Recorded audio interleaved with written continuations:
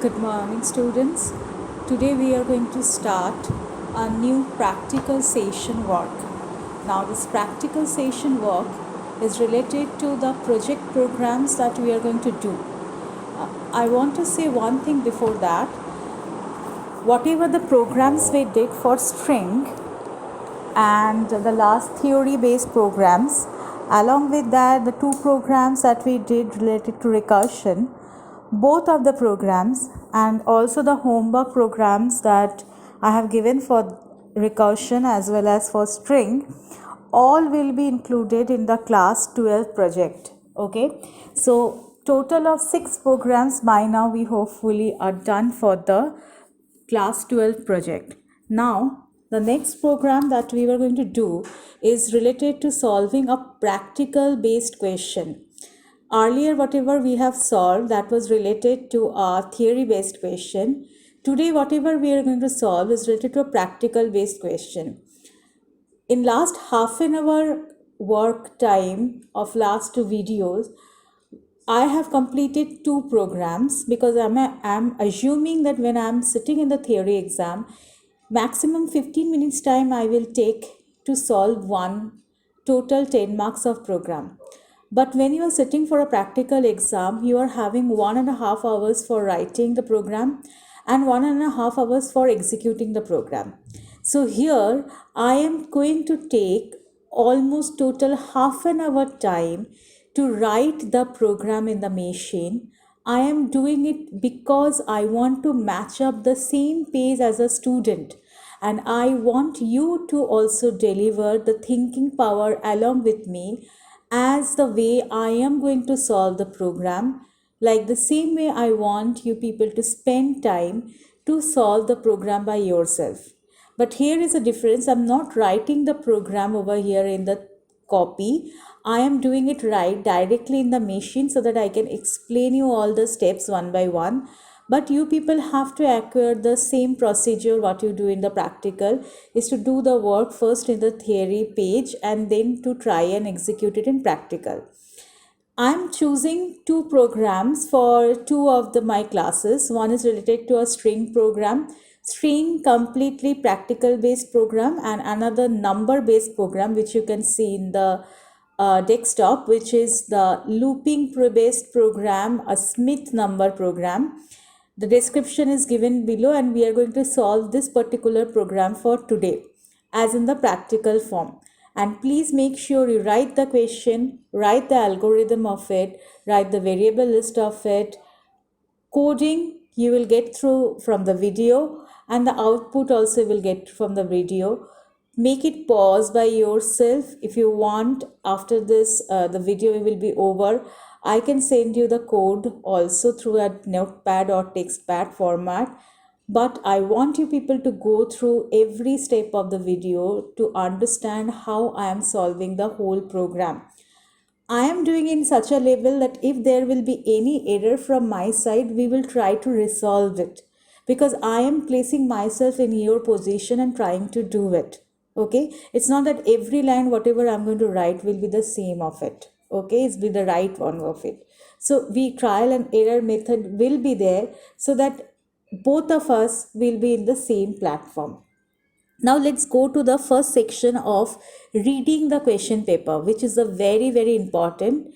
Here the question mentioned a Smith number is a composite number, the sum of whose digits is the sum of the digits of its prime factors obtained as a result of prime factorization method. Prime factorization method, please mention that and check for that. Excluding 1 means we will not going to include the 1. Take an example of 666 where the prime factor is 2, 3, 3 and 37. So if I am just going to check for general prime factors, I will get 2, 3 and 37. I will not going to get the reoccurrence of number 3 back again. This reoccurrence of number 3 back again is coming because it is a prime factorization term. Prime factorization terms means every time the quotient after dividing that prime number, prime factor, the quotient is now the next number to be get divided. So my original number from 666, as I got the first prime factor as 2, it will become 333. So the quotient 333 is my next number which I need to again divide it and find its prime factor. It is happening because it is a prime factorization method. Okay, prime factorization method. Once I divide 333 by 3, I'll get 111. Again this 111 become my original number, and I will start checking what are the prime factors I can get for 111. This is the first point. The second point part is this 37. Once I getting 37, see the question sum of the digits of the factor, where it is mentioned 2 plus 3 plus 3, which is a single digit number. I am getting it correctly. But whenever I am getting a number which is a 2-digit prime factor, I am again dividing that as a sum of the digit. Okay, so the prime factor more than to 1 digit, continuing from 2 digit, will be chopped off, back again added up, and the whole sum up will be added with their previous factors.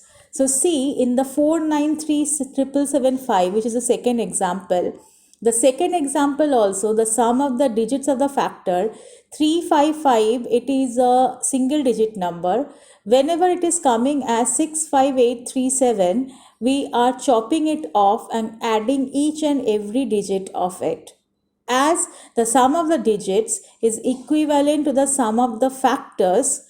I am coming that it is actually 493,775 as a Smith number. There are sample input and sample output has been given, as we are going to input some data, and on the basis of that we are going to write whether it is a Smith number or not a Smith number.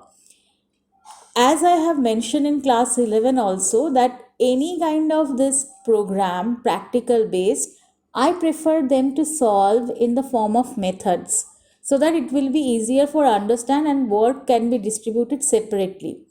If you want, you can do the whole work without a method also. It is not mandatory. So in this video, I choose this Smith number to do with a method format, and the next day when I will do a program, whichever the program I will do, I will try my level best to do that program without method. So even without method, we can go through and we can write a program and we can solve the program. It is not necessary that the program has to do with the form of only methods, but it is very much important if we can do the method, any kind of program to be solved through the method. It will be easier for you to understand and write it. So let's start with the program. I have a class 12 2020 folder over here. There I did the previous work. Here only I am starting the new work of your practical, which is a Smith number. So I'm just clearing out the data, starting with the value import java.util.star semicolon, then class Smith, then open curly brace, coming with public static void main. Here I'm writing the main first, and later on I will write my methods. Okay, so exactly what are the values I'm sending from the main, that are the things we will get to know easily. Okay, basic thing is that I have to accept a number from the user. So I'm doing just that part. I'm writing scanner sc equal to new scanner system.in.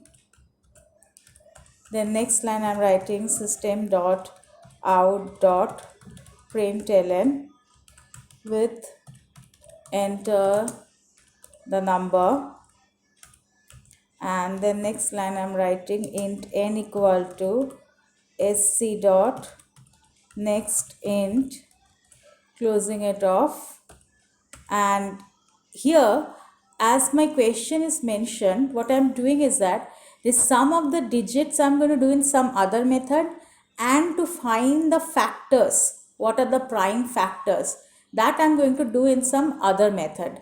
So because of that, what I'm going to do is that I'm writing if I assume that I will create a function as sum underscore factor, where I will pass the value n. Whatever that result will be, that result will exactly going to match with the function called sum as digits passing with the same value. Once both of them will be matched, I can point it out that this is a Smith number. So I can write as Smith number else system.out.println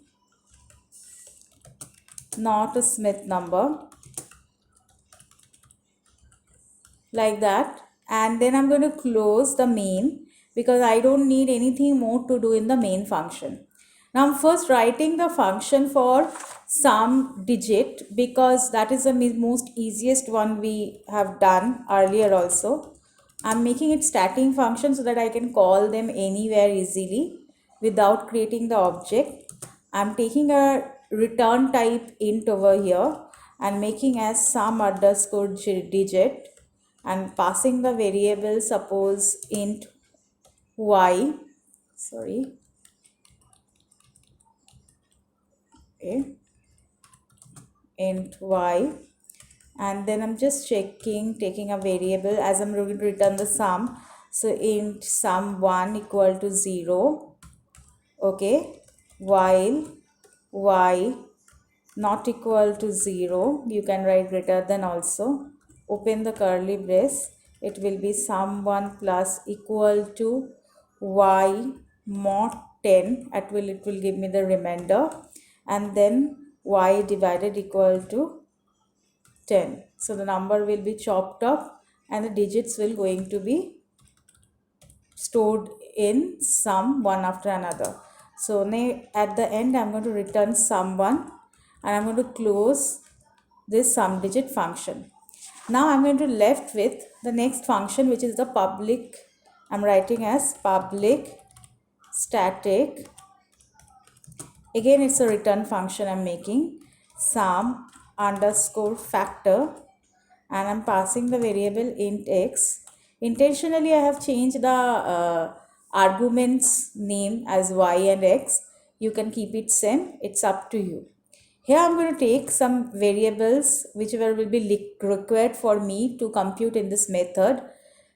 It is a prime factorization method we will procedure. So every time my quotient will going to be replaced or changed. So I need a temporary variable as x1. I have to store the maybe the sum in some way. So I'm going to use sum equal to 0. Okay. And because I have 2-digit numbers, so 3, whenever 37 will come, it will come as 3 plus 7. So that is the reason I'm taking this sum as 0, and I need a count variable which will count the whether it is a prime factor, means a factor when I'm getting, it might be a prime factor, it might not be it might be a composite factor also. So factor can be 2, 4, 6. 4 and 6 are not prime numbers. So I need to check the factor that I'm getting, whether it is a prime number or not. So first I'm starting with a for. I'm writing int I equal to 2, because it's mentioned excluding 1.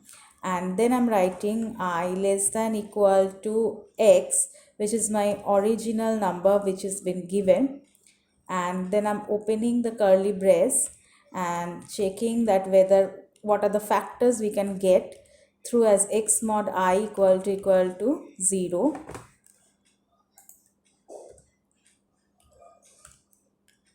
Once I get that I is a factor of whatever the work I will do now, I will do with I. But as I said, the original number will going to be replaced by the quotient. So right now my original number was x, which has a factor I and it will be replaced by its quotient. Okay. Once I'm done with it, I need to check that the I is a prime number or not. So I am taking the I into a separate variable which I have used as x1. Okay, as I need to count how many factors it can have so that we can check x1 or I is a prime number. I'm making count as 0 over here, which I have actually declared only over here but not initialized. So I'm initializing count as 0 over here, because every time to get again another factor, every time the count need to be started all the time with 0. Second time, as I said, when I got 6 is divided by 3 or by 2, 333. This 333 number, which is a new replaced original number, it can have prime factor again from 2. So that is why I am forcefully changing my loop back to 2 again. Now I am writing for int j equal to 2 semicolon, then j less than equal to x1 by 2. We can run any of the loop, j plus plus, close it off. Coming to the next line, I'm checking if x1 mod j equal to 0, then count will be plus plus. Once it is done, I'm checking if my count is equal to 0. It means it is a prime factor. Now, prime factor, I know I will add up them in my sum. But what if it is a 2-digit number? I again need to chop it off. So I'm checking if that factor, whichever I have received, is more than the digit 9, which is the last single digit number, then it will be added up, but after getting the sum of that digits, sum of that factor, actually like 37, so 3 plus 7. I have a function on the top which will give me the sum of the digits, so I'm just going to call it over here.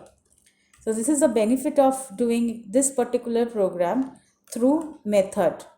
Okay, otherwise it is just going to be added in general without any sum of the digit form, because it is a single digit number. If it is a 2-digit number, I have to chop it off. If it is not a 2-digit number, I just have to add it in general. So just going to close this particular loop of if. Okay, once this loop of if is closed, I can close the for loop also, and then at the end I'm going to return the sum and close the method, and lastly I can close the main. So let me see what are the errors I can get over here. Okay, here I'm getting a method sum underscore digit. Oh, here I wrote digit and here it is digits, so I'm making it digits over here, same as a problem. Okay, so no other syntactical error I'm getting. For a benefit of ourselves, what I can do is that I can just check whether the sum of the factors and the sum of the digits are equal or not. That can give me a clear view. Currently, after that we can delete it. So I can just write over here sum of the factor. Okay, and just copy paste this part as in the form of plus and this. Similarly, the same thing I can do over here, and I can write sum of the digits, and I just can just copy paste it, Control C, and just change it this. In case anywhere my program is going wrong, so which of this function I need to check, whether sum of digit is giving me wrong answer or sum of the factors giving me wrong answer, that I can check through these answers. So let's start it with checking for it. I'm starting void main with the value 666. Here the sum of the number factor and the sum of the digit both are coming right. I have some other numbers over here which is 493775. So let's start with that number also. I'm just switching it off clear screen.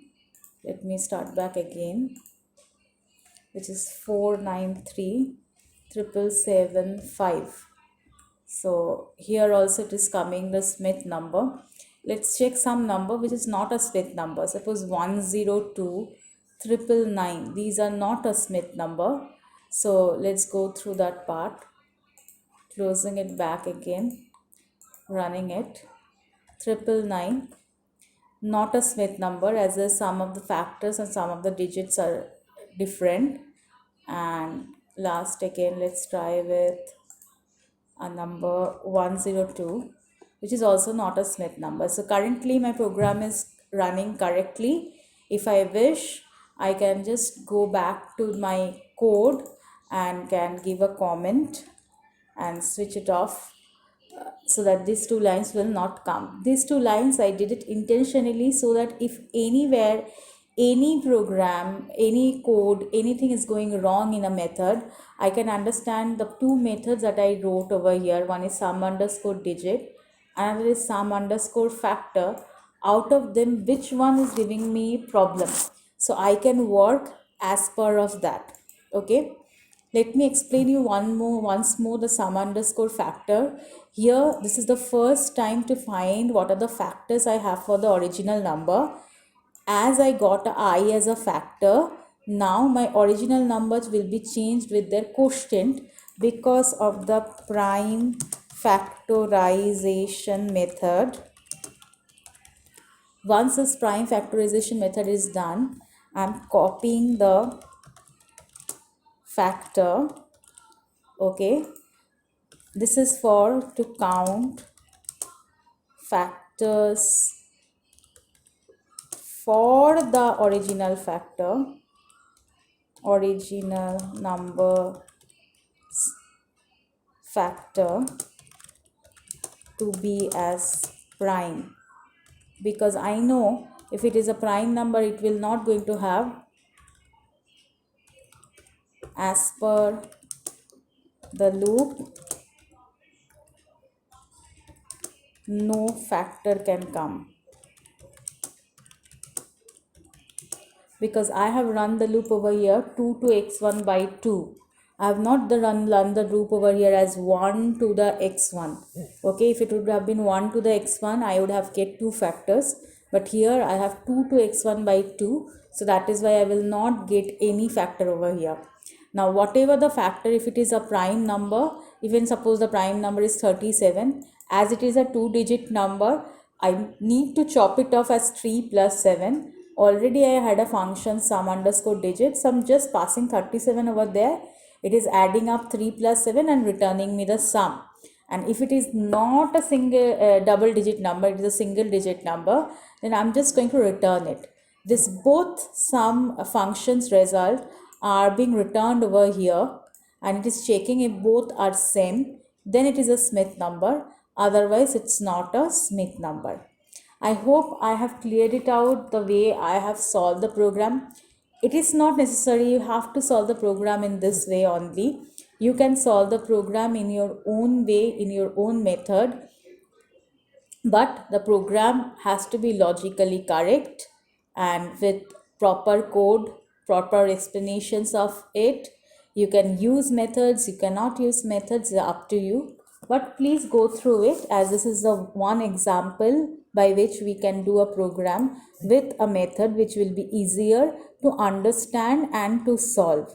So we have done another Smith number program for our project.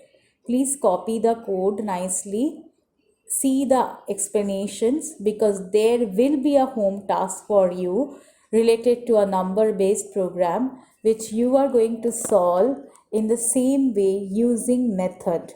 Okay, we will try both of the section, with a method and without a method. So with method, as I have done this program with a method, I will prefer that next program which we will going to give you as a homework related to a number basis, you will please do it with a method.